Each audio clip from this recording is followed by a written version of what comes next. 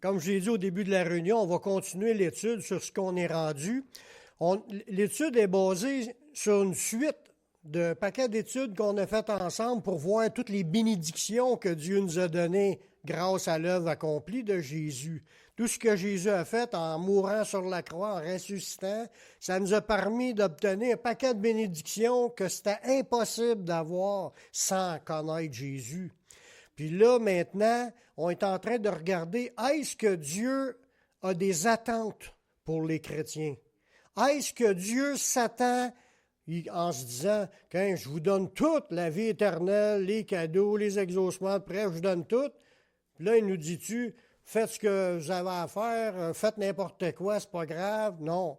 Dieu s'attend qu'en retour, qu'on fasse quelque chose pour lui, par lui et pour lui.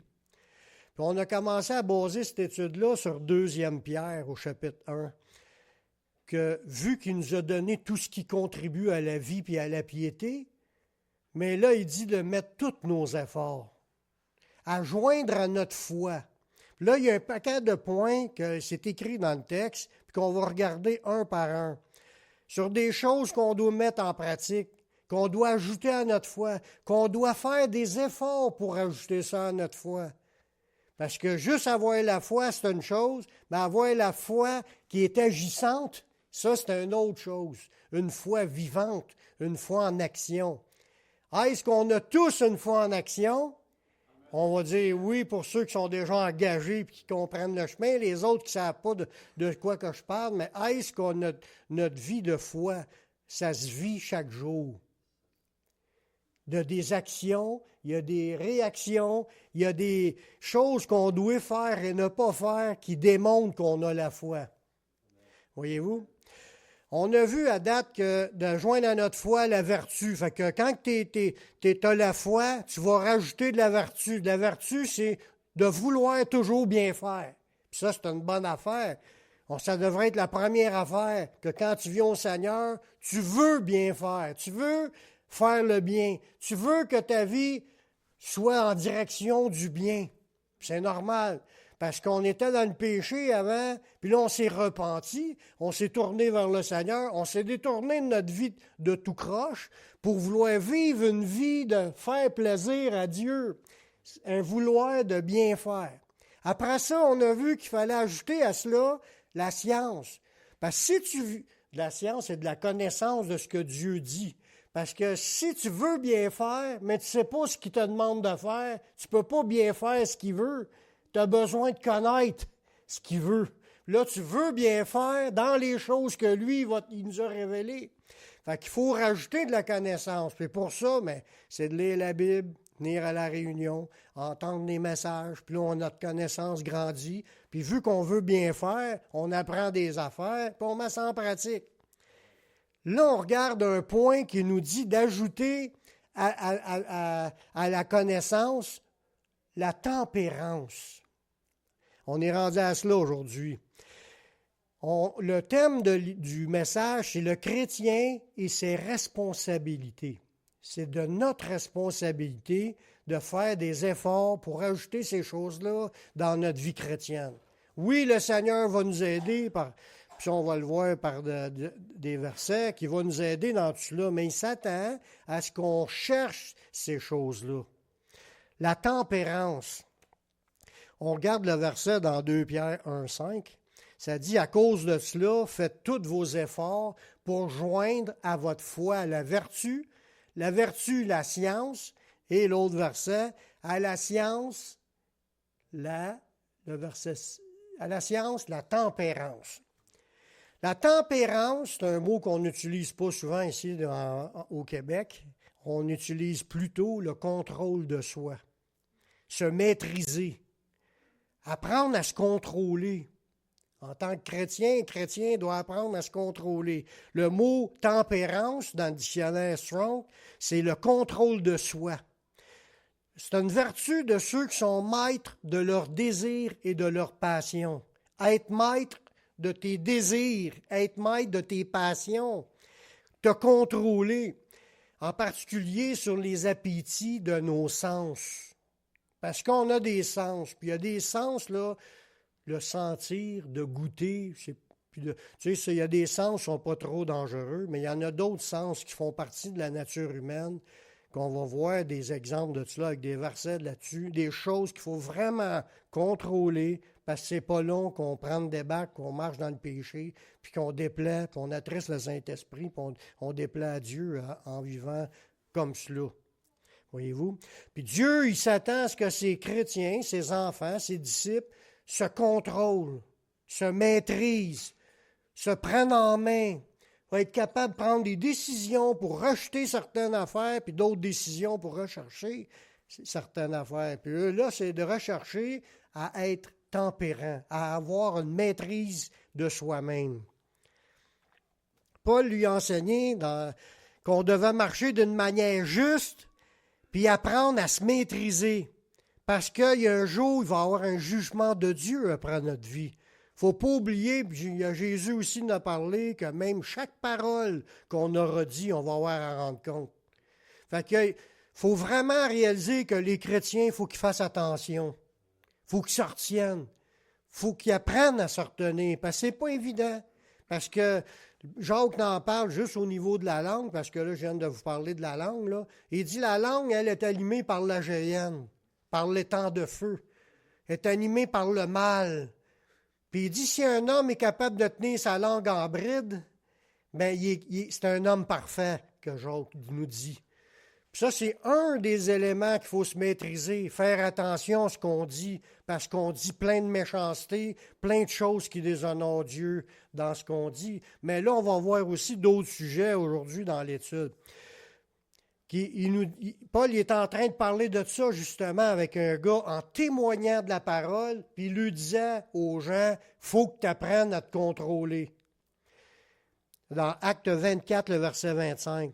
Mais comme Paul discourait sur marcher dans la justice, sur la tempérance, ça veut dire qu'il faut apprendre à se contrôler, puis sur le jugement à venir, parce qu'il y a des raisons pourquoi il faut se contrôler, parce qu'il y a un jugement après la mort. Puis on va avoir à rendre compte, puis Paul se servait de cela pour évangéliser, en disant aux autres, il faut marcher dans la justice, il faut apprendre à se contrôler parce qu'il y a un jugement après. Puis là, ça nous dit que Félix, lui, ça l'avait effrayé. Puis là, il était plus ouvert à en entendre parler parce que là, c'était énervant, ce sujet-là. Mais c'est un sujet que je crois qui est aussi énervant pour les chrétiens, d'entendre parler qu'il faut faire attention dans la manière qu'on vit parce qu'il y a un jugement après. Puis les chrétiens, Jésus nous a avertis que nous, même les chrétiens, que tout ce qu'on a dit dans les ténèbres va être entendu dans la lumière. Puis tout ce qu'on a dit dans notre chambre à coucher va être répété sur les toits. Ça veut dire qu'il n'y a rien de caché qui ne doit être découvert, ni de secret qui ne doit être mis à jour. C'est pour ça qu'il faut apprendre en tant que chrétien à se maîtriser.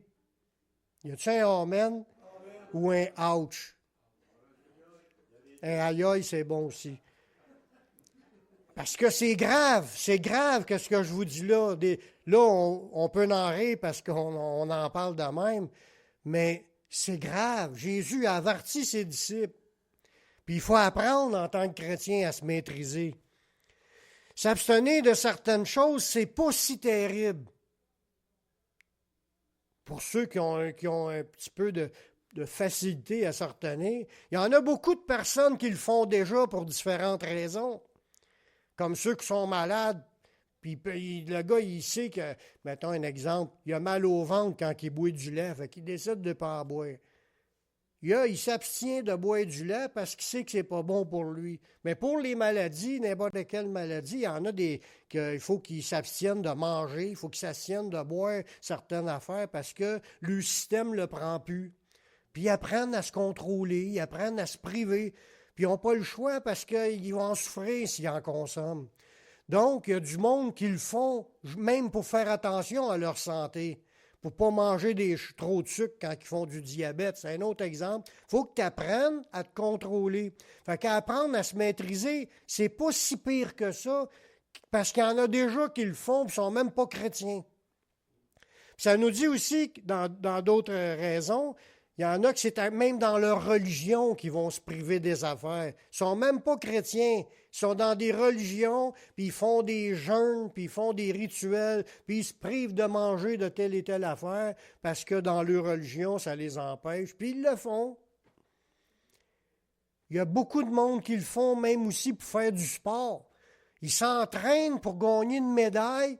Fait que là, dans leur régime alimentaire, il est contrôlé, puis il y a des affaires qu'ils ne mangent pas, puis il y a des affaires qu'ils se forcent à manger, qui n'aiment pas ça, parce qu'il y a besoin de protéines, puis il y a besoin d'aliments, d'en faire ses exercices, parce que c'est nécessaire s'il veut gagner la course ou s'il veut faire des sports olympiques. La Bible, elle nous en parle de ça dans cet exemple-là, dans 1 Corinthiens, chapitre 9, le verset 24. Ne savez-vous pas que ceux qui courent dans le stade courent tous, mais qu'un seul remporte le prix? Puis là, il nous dit à nous, courez de manière à le remporter. Là, on est encouragé à prendre notre marche chrétienne comme une course, puis qu'on doit faire tout pour gagner la course. Puis là, il dit, tous ceux qui combattent dans les arènes, puis tout ça, des sports extrêmes, puis tout ça, tous ceux qui combattent s'imposent toute espèce d'abstinence. Ils se privent de plusieurs affaires, puis c'est pas parce qu'ils pourraient en manger, mais s'ils veulent gagner, ils n'ont pas le choix, il faut qu'ils se privent de cela, sinon ça va débalancer le régime, puis ils ne seront pas performants. Les gens, ils s'imposent cette espèce d'abstinence, puis ils le font pour obtenir une couronne corruptible. Le médaille, là, va servir juste pour une fin de semaine. Puis après ça, là, s'ils n'ont pas écrit à quelque part qui est arrivé deuxième ou troisième, tout le monde va l'oublier.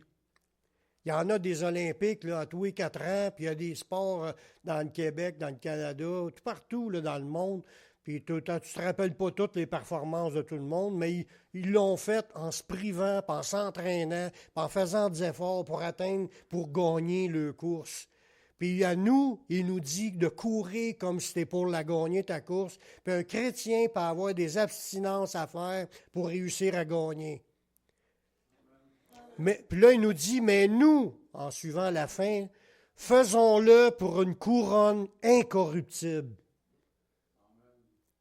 On ne le fait pas pour quelque chose de passager, là. Se priver pour le Seigneur, puis de marcher dans les règles de ce qu'il faut faire pour notre entraînement, de courir pour gagner notre course.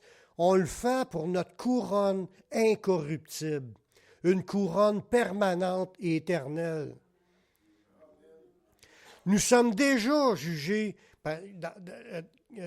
dans un temps difficile. On est déjà dans une période qui est jugée un temps difficile par l'apôtre Paul. Parce que lui, quand il écrit ça, il y a 2000 ans, il écrit comment ça se passera à la fin des temps. Puis on est rendu à la fin des temps. C'est une période jugée difficile qu'on est en train, surtout, c'est décrit à cause de l'aggravation morale du genre humain des derniers temps. Comment est-ce que les humains ils vont être déréglés, puis dans débauche, sans barrière, puis vivant dans corruption. C'est écrit qu'on sera dans des temps jugés difficiles, puis ça nous conduira, dans cela, à devenir intempérants. Ça, l'intempérance, c'est le contraire de la tempérance. Il nous dit dans la Bible d'avoir de la maîtrise de soi, mais dans les temps qu'on est rendu aujourd'hui, on est rendu d'un temps que le monde ne se contrôle plus sur rien, tout est ouvert, tu n'as plus besoin de faire attention, puis même dans les écoles, pire que ça, ils enseignent, tu peux coucher sexuellement à 12 ans, 13 ans avec du monde, puis tu peux être 6 ensemble dans le lit, 30 ensemble, puis ils donnent des noms pour ça, puis ils lui disent ça à l'école. Il n'y a plus de barrière, plus de limite, la corruption, le péché, c'est ouvert, puis go là-dedans. Ils sont encouragés à ça, puis ça, c'était écrit que ça sera comme ça, un dérèglement complet dans la fin des temps. Paul l'avait dit dans 2 Timothée, chapitre 3, le verset 1. Sache que dans les derniers jours, il va y avoir des temps difficiles. Puis, difficiles, pour eux autres, c'est pas difficile, ils font juste se laisser aller dans toutes les corruptions. Pour nous qui regardent ça, c'est difficile parce que nous, on ne veut pas entendre parler de cela, puis on ne veut pas que ça se produise, puis on ne veut pas qu'ils disent ça à nos enfants. C'est difficile pour des chrétiens. Il y a un combat à vivre dans le temps, ce qu'on vit présentement. Puis en plus, un combat parce que la tentation de faire la même chose que les gens du monde est là. On est encore humain, puis les désirs de nos sens sont encore là, puis on est attiré dans ces affaires-là. À moins que tu sois complètement déconnecté, là, dans le sens que physiquement, tu n'as aucune sensation. Ça se pourra peut-être, gloire à Dieu. Tu n'auras pas de combat, mais la majorité des chrétiens ont des combats sur les différentes convoitises qui existent. Ça dit qu'il va y avoir des temps difficiles car les hommes vont être égoïstes, amis de l'argent, fanfarons, hautains, blasphémateurs, rebelles à leurs parents, ingrats, irreligieux, insensibles, déloyaux, calomniateurs, intempérants. C'est là qu'il dit que les gens n'auront plus de contrôle sur eux-mêmes. Ils vont être intempérants. C'est « let's go ». On saute dans le tas. Cruel ennemi des gens de bien. C'est rendu de même aujourd'hui. Les activités là, qu'il y a à faire pour dire de corruption, de débauche, c'est wide open aujourd'hui. Puis le mot intempérance, là, qui est là, l'intempérant, c'est sans autocontrôle. Le monde ne se contrôle plus. Tu y penses, tu le fais.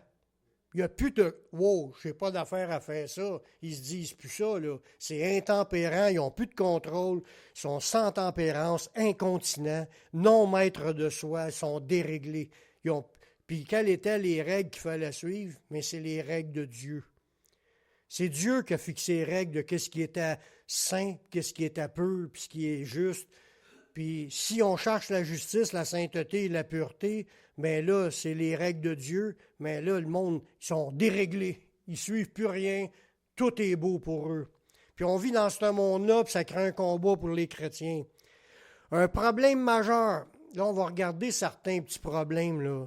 Un problème majeur du manque de contrôle sur notre chair, c'est l'abus dans les consommations. Là, je regarde un point, mais on va en regarder quelques-uns. C'est les points les plus flagrants. Dans Galates 5, 21, là, il parle des œuvres de la chair. Puis là, il arrive à l'envie, à l'ivrognerie, les acceptables, puis les choses semblables. Il dit, je vous le dis d'avance. Il nous avertit d'avance. Comme je l'ai déjà dit, parce qu'il l'avait déjà dit, ceux qui commettent de telles choses n'hériteront point le royaume de Dieu. Là, c'est des paroles qui sont sévères, mais on voit là-dedans, mais je vais vous les expliquer un petit peu plus, que Dieu tient compte de la manière qu'on vit en tant que chrétien. Il parle à des chrétiens, là. Puis là, il dit que les œuvres de la chair, dans cette période-là, en parlant de la fin des temps, surtout, à cause du dérèglement, puis le monde ne se contrôle plus, il se livre dans l'ivrognerie, puis les acceptables. L'ivrognerie, là, c'est l'intoxication. Le mot qu'il y a là, c'est l'ivrognerie, l'ivresse en état d'ébriété. Être sous devant Dieu, là, c'est un manque de contrôle. Dieu, il n'y a rien contre l'alcool. Jésus ne bu du vin. Mais c'est pas saoulé. C'est le saoulé, c'est le saoulerie, là, l'ivrognerie, là, c'est ça qui est péché. Puis ça, ceux qui se livrent à l'ivrognerie, ça le dit, c'est pas moi qui l'ai inventé, ceux qui commettent de telles choses n'hériteront point du royaume. Il faut apprendre à se contrôler quand on prend un verre. Puis il y en a qui ont décidé de ne pas en boire du tout parce qu'ils voyaient qu'il y avait un problème dans leur vie, puis ils s'en ont abstenu, puis c'est correct. C'est ça que Dieu nous appelle en tant que chrétiens. Les excès de table qui est écrit là, le mot qu'il y a là, ça ne parle pas de manger jusqu'à temps que tu n'aies plus faim. C'est pas ça. Tu veux manger jusqu'à temps que tu aies été rempli, c'est correct. Tu es rassasié, c'est pas un péché, ça. C'est dans le sens d'une orgie. Ça, c'est grave. Parce que dans ce temps-là, ça se faisait, puis ça se fait encore aujourd'hui. Plus permis par la loi encore aujourd'hui. Les orgies, c'est comme des festins, des banquets que le monde faisait, puis après ça, ils partaient quand ils étaient sous, ils marchaient dans les rues, puis ils chantaient des chants à leur faux Dieu. Ils disent dans le dictionnaire biblique que c'est Bacchus. Ils chantent en l'honneur de Bacchus ou d'autres divinités. Puis après ça, ça finissait un party de sexe avec toute la gang en même temps. Puis ça se faisait dans ce temps-là, puis ça se fait encore aujourd'hui. Quand tu vas dans un bar, là, ça danse toute la soirée, puis ils finissent dans la couchette dans la soirée avec un, puis une autre soirée qu'un autre, ou plusieurs en même temps. C'est la même affaire. Ça, c'est le mot orgie. C'est des orgies, ça fait partie de les œuvres de la chair, puis ceux qui se livrent à ça, ils n'hériteront pas du royaume de Dieu. Fait que les chrétiens sont appelés à s'abstenir de ces affaires-là pour marcher d'une manière qui plaît à Dieu. Sinon, on est pareil comme le monde, puis on est souillé comme le monde, puis on va avoir les mêmes jugements que le monde. Les chrétiens doivent mettre un stop à toutes leurs anciennes débauches, parce que ça se peut qu'on était des personnes qui vivaient dans ces affaires-là avant, qu'on était pognés, puis on avait du plaisir là-dedans, puis tu deviens chrétien, puis tu vas encore continuer à rouler dans tes plaisirs charnels. Mais il faut que tu mettes un stop à un moment donné, il faut t'arrêter ça, sinon tu ne seras pas dans la bénédiction de Dieu, puis tu ne rentreras pas. Il est important, c'est une attente de Dieu qui nous dit de sortir de ces péchés-là.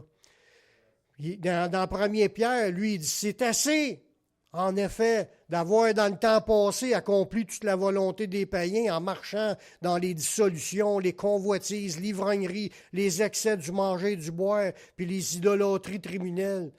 Dans ce temps-là, les idolâtries, là, de prier des faux dieux, c'était grave parce qu'il y en a même qui faisaient des sacrifices humains dans cela. Là.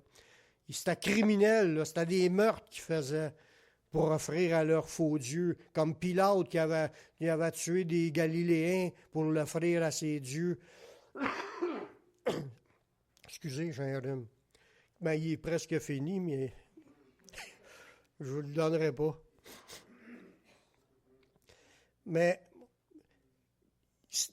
on faisait des affaires avant. Mais quand tu deviens chrétien puis tu veux bien faire, tu apprends à comprendre en augmentant ta connaissance de ce que Dieu veut, à ce que Dieu veut puis ce que Dieu veut pas. Puis là, tu vas chercher à te contrôler, à contrôler ce que tu fais, contrôler ce que tu penses, contrôler ce que tu dis, contrôler où ce que tu vas aller puis qu'est-ce que tu vas faire parce qu'il y a des conséquences de nos choix. Tu as reçu l'Esprit Saint dans ta vie, puis quand tu as l'Esprit Saint, mais c'est pour marcher dans la sainteté. Puis si tu marches dans la corruption, tu attristes le Saint-Esprit. Tu peux même l'éteindre, puis tu peux même te retrouver qu'il a sorti de ta vie parce que tu es réprouvé. On est appelé à marcher loin des excès, puis il faut apprendre à se maîtriser. Dans Romains 13, ça dit « Marchons honnêtement, comme en plein jour, loin des excès, puis de l'ivrognerie, de la luxure, de l'impudicité, des querelles, des jalousies. » Il y a plein de comportements que les chrétiens doivent fuir, s'éloigner de ça. Puis c'est en approfondissant ce qui est écrit que là, on va pouvoir arriver à prendre des choix pour se maîtriser. Les chrétiens sont appelés à la sagesse, à ne pas être ivrognes ou à d'autres excès qui vont nous rendre pauvres. Ces excès-là, ça rend pauvre en plus de ça. Ça nous dit ça dans Proverbe 23, le verset 20. « Ne sois pas parmi les buveurs de vin, parmi ceux qui font des excès des viandes, car l'ivrogne et celui qui se livre à des excès s'appauvrissent. » Puis l'assoupissement fait porter des haillons. Des haillons, c'est du linge qui est tout déchiré parce que tu n'as plus de beau linge à mettre, parce que tu n'as plus d'argent à mettre dans ton beau linge. Puis le fait que tu aies tout dépensé dans ta buverie, dans tes plaisirs, dans tes corruptions, dans tes abus, comme qu'on sait que c'est arrivé à beaucoup de personnes qui se sont livrés à des abus de boire et tout ça, ils ont bu le business. Il y en a qui ont perdu leur business, ils ont perdu leurs femmes, ils ont perdu leurs enfants, ils n'ont plus rien parce qu'ils ont tout perdu, ils finissent itinérants parce que l'alcool, la drogue les a emmenés dans des chemins à les appauvrir. L'appauvrissement, là, n'est pas juste au point de vue monétaire. Ça peut être un appauvrissement monétaire, mais ça peut être un appauvrissement aussi de la santé. Quand tu es toujours sous et tu es toujours gelé, il y en a qui tombent malades avec des drogues dures. Puis il y en a qui c'est moralement qui sont rendus appauvris. Ils sont tellement déconnectés de la vie à cause de leurs états qu'ils n'ont même plus l'espérance de changer. Ils sont rendus écrasés, enchaînés, liés par l'ennemi. Puis ça peut être spirituellement aussi l'appauvrissement. Parce que Dieu, quand il regarde ses enfants qui se livrent dans des débauche et l'incorruption, il va se faire ses ravisses par le Seigneur, c'est sûr. Il faut vraiment réaliser que ce n'est pas la place des chrétiens d'être dans ce chemin-là. L'incontinence, il y en a encore. L'incontinence, là, c'est pas être capable de se retenir, pas capable d'avoir la maîtrise de soi. Mais là, on parle au niveau sexuel. On est tous des êtres sexués. Tout le monde. On était de même avant, puis le sexe était une grosse affaire dans notre vie avant d'être chrétien. Puis tu deviens chrétien, ça peut être encore un problème. Puis il faut vraiment faire attention parce que Dieu nous appelle à se maîtriser sur ce côté-là aussi. La maîtrise de soi, je ne te dis pas que c'est interdit de la sexualité. La sexualité est encadrée dans le mariage entre un homme et une femme qui sont mariés. Ça, c'est la sexualité qui est permise par Dieu. Puis là, selon leurs ententes. Mais le reste ne fait pas partie du plan de Dieu. Les échanges de partenaires, puis toutes les autres affaires là, qui peuvent se faire aujourd'hui. Il y en a aujourd'hui qui c'est rendu grave. C'est avec des animaux, puis tout le kit. Mais l'incontinence au niveau sexuel, c'est un des pires problèmes de la chair qui entraîne le monde dans le péché. C'est puissant. La prostitution, là, le gars, il paye des prostituées, là, puis il vit dans cette débauche-là. C'est grave. Dieu, il affame pas les yeux sur ces affaires-là. Dans 1 Corinthiens, chapitre 7, le verset 8, ça nous dit « À ceux qui ne sont pas mariés et aux veuves, si on parle de personnes seules, je leur dis qu'il est bon de rester comme moi. » Paul, il était célibataire, puis il n'avait pas de besoin de sexualité. Puis il dit que les veuves puis les jeunes qui ne sont pas mariés, c'est correct de rester célibataires. Mais s'ils manquent de continence, ça veut dire qu'ils ne sont pas capables de se contrôler, ils ne sont pas capables d'avoir de la tempérance, ils ne sont pas capables d'avoir de la maîtrise de soi dans la sexualité. Ils ne sont pas mariés, là, puis ils ne sont pas capables, puis ils vont avoir des prostituées. Mais là, wow, il lui dit, s'ils manquent de continence, qu'ils se marient, car il vaut mieux se marier que de brûler. Voyez-vous, à quelque part, on est appelé à maîtriser nos sens. Le manger, le boire, ça affecte nos sens, nos appétits de notre corps. Mais la sexualité aussi. C'est pas mal le péché le sexe c'est pas mal quand tu es dans le cadre que Dieu a fixé. Mais si tu n'es pas marié et tu n'es pas capable de te contrôler, mais là, au lieu de t'en aller voisiner là, puis de regarder de la pornographie sur Internet puis tout le kit, ça, c'est grave. Il dit, t'es mieux de te marier. Parce que quand tu es marié, là, tu vas faire des choses avec ta femme, puis ça, c'est légal. Le reste, non. Il faut apprendre à se contrôler. Le mot de continence, ceux qui manquent de continence, il dit qu'ils se marient. La continence, c'est encore l'idée de se contrôler, de se contenir. D'être continent, c'est se dominer. Si tu n'es pas capable de te retenir sa sexualité, puis tu es au haut parti à chercher une blonde, à en finir ta soirée, parce que tu es un maniaque, de pas de contrôle. En réalité, c'est l'instinct naturel que Dieu a créé ça, la sexualité. Il n'a pas dit que vous devriez jamais avoir un feeling. C'est à moins que tu sois un eunuque. Si tu es un eunuque, tu n'auras pas. Quelqu'un qui a été castré puis qui travaille pour le roi, pour la reine, ils castraient personne, n'avaient plus de désir, eux autres. Si tu es naturellement eunuque, il n'y a pas de problème, tu vas être comme Paul, puis ça ne te tente pas, tu n'as pas loin de ça. Il dit c'est mieux de rester célibataire. Mais si tu n'es pas capable de te contrôler, marie-toi. Puis ça, il ramène cette image-là dans le dictionnaire biblique au niveau de la continence sexuelle. C'est une image des athlètes qui se préparent pour des jeux, puis s'abstiennent de nourriture, de vin, puis de contact sexuel, même pour être meilleure performance. C'est déjà pratiqué pour du monde qui veulent une couronne corruptible. Est-ce que nous, ça serait un effort de trop à faire, dire, je m'en vais au ciel, j'ai des récompenses qui s'en viennent, mais est-ce que je suis prêt à en mettre des efforts pour pouvoir être sûr de rentrer, que mes péchés ne m'emmèneront pas à m'égarer du chemin qui est du chemin du Seigneur?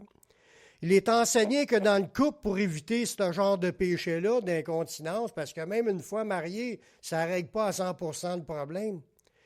L'homme et la femme ne doivent pas se priver l'un de l'autre. À moins qu'ils veulent vaquer à la prière. Parce qu'on ne fait pas exprès. Parce que les désirs sont là. C'est comme aller au numéro 1 puis au numéro 2. Aux toilettes. Quand tu vas aux toilettes pour le numéro 1, numéro 2, essayez pas d'empêcher ça. C'est naturel. Tu vas le faire à tous les jours. Puis la sexualité, c'est la même affaire. C'est naturel, puis ça dépend des personnes. Il y en a que c'est plus souvent que d'autres. Puis que dans le couple, quand tu es marié, parce que tu n'es pas marié pour ça, mais ça fait partie de ce qui fait partie du couple, bien là, il dit, privez-vous pas l'un de l'autre. Pour faire attention, parce que on le sait que la nature humaine est faite qu'avec ces désirs-là. Puis Paul il en a parlé dans 1 Corinthiens chapitre 7, le verset 5. Il dit, ne vous privez point l'un de l'autre si ce n'est d'un commun accord. À moins que les deux soient d'accord, on se prive pour un temps afin de vaquer à la prière. Mettons, tu jeûnes de la sexualité pour mettre ça dans la prière. Tu pries pour un bout, mais qu'un ne prive pas l'autre parce qu'il boude puis que ça ne doit plus se faire, là, qu'il ne doit plus le faire. Ça dit, puis après la prière, il dit, retournez ensemble de peur que Satan ne vous tente par votre incontinence. Ça veut dire, le diable le sait qu'on est incontinent. Dieu nous a créés avec l'instinct de reproduction. C'est naturel. Puis le diable le sait. Puis lui, il travaille pour exciter les sens. Il nous donne des pensées des fois. Des fois, tu écoutes un programme pour enfants, puis il y a une scène de nudité. Écoute bien, il y en a partout des affaires où quelqu'un se promène sur la rue, puis est décolleté jusqu'ici. Mais c'est vrai, là, tu vas n'importe où, là, tu vas, mais surtout en copie d'un plage, là, les costumes, là, c'est plus... Tu vas en avoir des choses que le diable, il sait qu'on est incontinent. Et là, il dit, retournez ensemble dans le couple de peur que Satan ne vous tente dans votre manque de contrôle de soi-même. La sexualité, là, c'est pas évident. Il faut vraiment travailler là-dessus parce que ceux qui sont pris, un exemple, de regarder de la pornographie, sont tellement comme attirés par leur corps puis par les esprits qui travaillent, les esprits de sexualité, là. Puis ils lient les gens puis sont plus capables d'arrêter. C'est excessivement difficile d'arrêter. Il faut vraiment que tu reprennes un degré de spiritualité puis prendre autorité dans le nom de Jésus puis briser les chaînes, les liens puis demander pardon au Seigneur pour ces péchés-là pour qu'ils soient purifiés par le sang de Jésus parce que les gens ont de la misère à s'en sortir. Il y a comme un... C'est bien puissant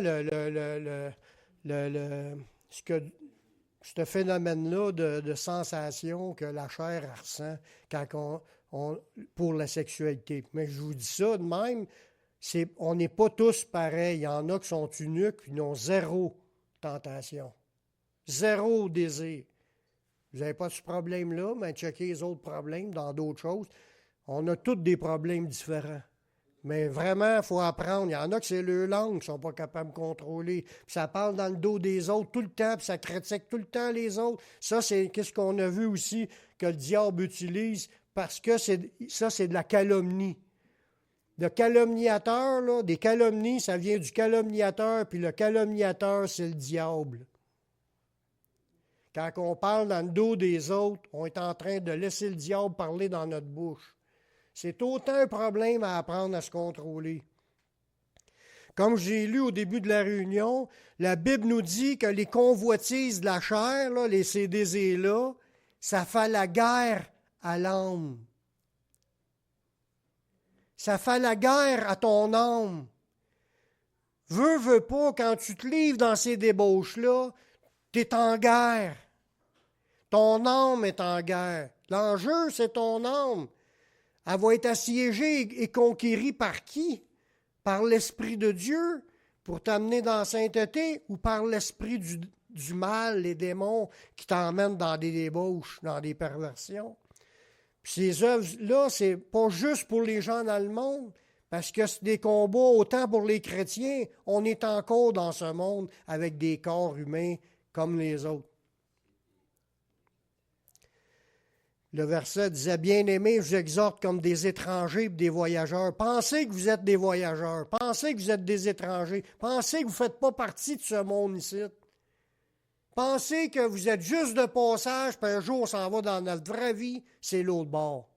Puis tout ce qu'il y a ici, là, c'est des dangers, dangers, dangers. C'est la vallée de l'ombre de la mort. On est présentement dans la vallée de l'ombre de la mort. Puis il y a des dangers tout le long autour de notre sentier. Puis les désirs, c'est pas juste que je suis tenté. Non, c'est le diable qui vient faire des choses pour nous amener dans cela. Le diable connaît nos faiblesses, puis utilise des moyens pour nous attiser dans nos faiblesses. Jésus a dit que l'invasion des convoitises, quand tu es pris avec des convoitises, là, peu importe, en as un paquet qui t'achale, là, mais ça étouffe la parole. Tout ce que tu as entendu de chrétien dans ta vie, si tu te livres dans tes convoitises, c'est en train d'éteindre l'effet puissant de la parole de Dieu, qui est une arme excessivement puissante, la parole. Elle peut sauver ton âme. Mais si tu marches dans tes convoitises, ça étouffe la parole, puis ça va la rendre sans fruit. Dans Marc 4,19, mais en qui les soucis du siècle, la séduction des richesses, l'invasion des autres convoitises étouffent la parole, puis la rendent infructueuse, sans fruit. Si on veut porter du fruit pour Dieu, il faut arrêter les convoitises. Là, vous ne serez pas comme étouffés pour vous empêcher d'emporter des fruits.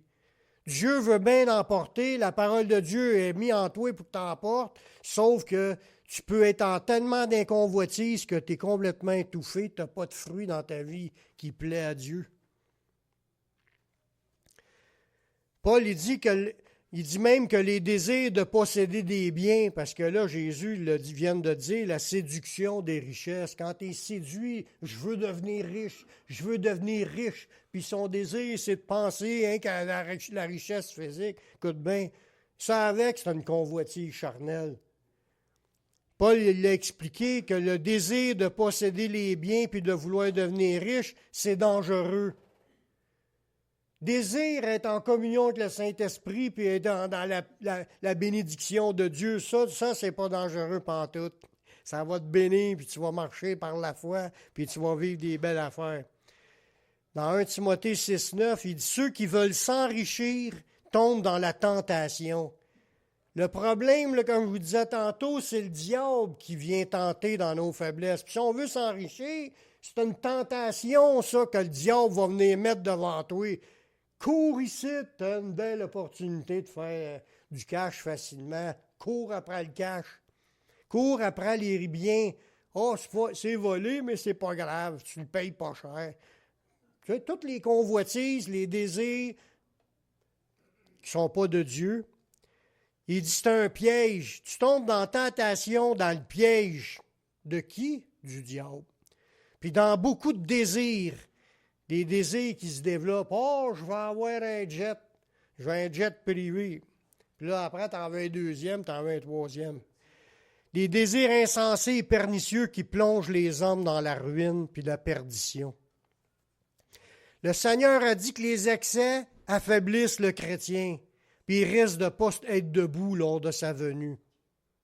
Ce n'est pas des farces que je vous dis là. Il faut apprendre à se maîtriser, parce que les désirs, les excès, les débauches qu'on peut se livrer, ça risque de nous refroidir au point qu'on ne soit pas debout quand Jésus va venir nous chercher.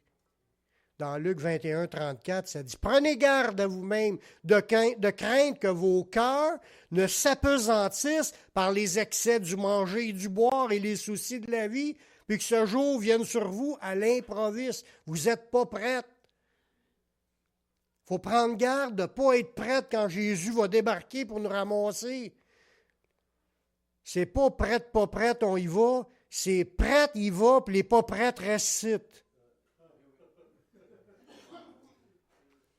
L'enlèvement, c'est pour les vierges sages qui ont de l'huile dans leur lampe. Quand tu as de l'huile du Saint-Esprit dans ta vie, tu brilles, tu portes du fruit, tu éclaires, puis tu réchauffes les autres. Il faut que tu marches dans l'huile du Seigneur.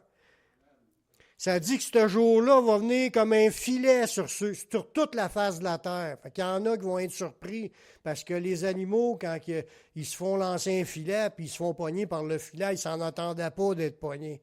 Puis paf, le filet lui tombe sur la tête. Puis là, s'il n'était pas prêt, ou le chrétien, quand le filet de l'enlèvement va se faire, écoute bien, tu restes là. C'est pour ça qu'il dit, prenez garde, c'est Jésus qui dit ça à ses disciples, prenez garde à vous-même, de peur que votre cœur devienne pesant, puis que vous devenez engourdi, endormi, que vous êtes rendu zombie, spirituellement parlant. Puis là, tu es pogné dans toutes sortes d'affaires de convoitise, de débauche, des plaisirs de ta chair, puis tu n'es pas en contact avec l'Esprit Saint. Il ne faut pas oublier que la température, que la tempérance sur laquelle que Dieu vous demande de faire des efforts, ça provient du travail du Saint-Esprit aussi. Il nous demande de faire des efforts pour être tempérants, mais c'est le Saint-Esprit qui peut nous rendre tempérants. C'est écrit que c'est un des fruits de l'esprit, la tempérance. Fait que si tu vas arriver tempérant, tu ne seras pas tout seul pour y arriver. Le Saint-Esprit va t'aider tu veux avoir de la maîtrise de toi-même, d'être capable de te contrôler. Tu veux, mais lui-ci, il veut. Fait qu'avec son aide, tu vas y arriver. Dans Galates 5, 22, ça le dit, le fruit de l'esprit, c'est l'amour, la joie, la paix, la patience, la bonté, la bénignité, la fidélité, la douceur, puis la tempérance. La tempérance, c'est la maîtrise de soi. Ça fait partie de ce que le Saint-Esprit veut produire en nous. Cherchons plutôt à prier pour être revêtus de la force du Saint-Esprit afin de rester en communion avec le Seigneur jusqu'à la fin.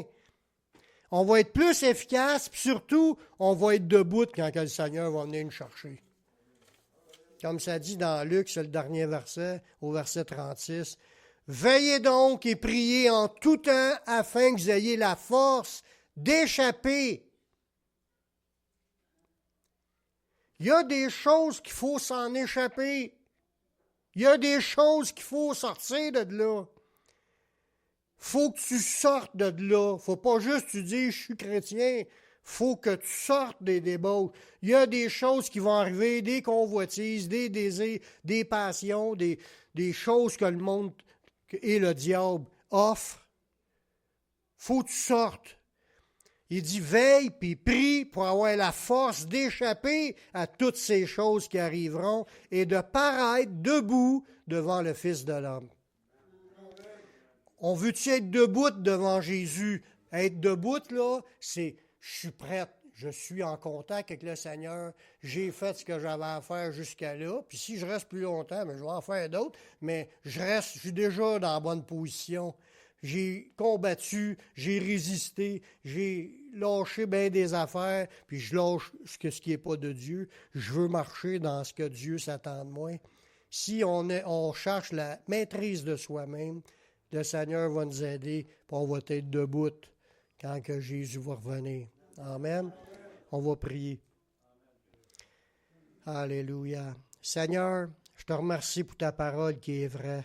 Je te remercie, Seigneur, pour les beaux versets qu'on vient de lire. Seigneur, grave-le dans notre esprit, dans notre cœur, pour qu'on puisse penser à ces choses, les méditer, puis faire des efforts, tous nos efforts pour joindre ces choses-là, qu'on soit des gens qui cherchent à se maîtriser, à avoir le contrôle sur nous-mêmes, à ne pas se livrer à tout ce qui se présente devant nous.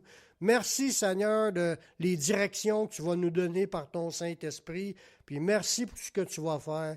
Puis bénis chacun de mes frères et sœurs, bénis-les tous dans ta présence, remplis-nous tous de ton Saint-Esprit, pardonne tous nos péchés, et ceux qui sont pris dans quelque chose, Seigneur, libère, donne la force à chacun de prendre l'autorité dans le nom de Jésus, puis de remettre tout le problème dans tes mains en confessant les choses sous le sang de Jésus. Puis Seigneur, donne la victoire à chacun de tes enfants. Je te prie dans le nom de ton Fils Yeshua.